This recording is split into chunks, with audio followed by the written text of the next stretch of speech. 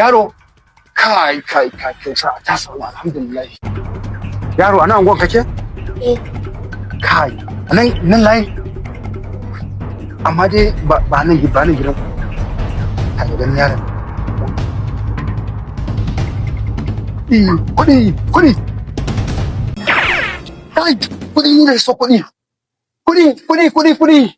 amma ne ga taka don wan bi na ilayya kai yaron na yazo da bakar kaddara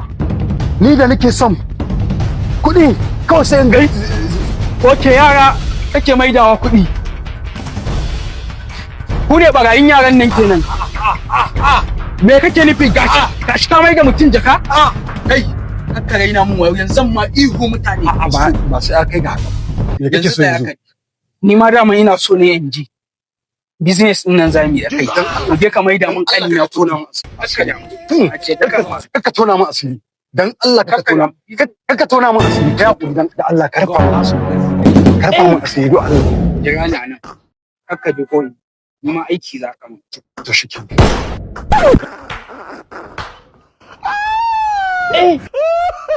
yauwa ga wannan yaron a maida mun shi kuɗi ba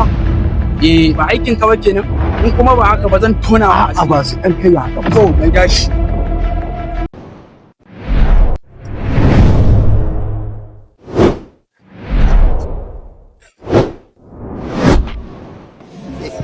ai in dai kuɗi ne ka riga ka gama haka yan canji duk kowayen biyar in dola ma kake so duka za su ni da nema kuɗi shi ne za ka bani kuɗi ka hada duka garbaki wannan kyauta ne maka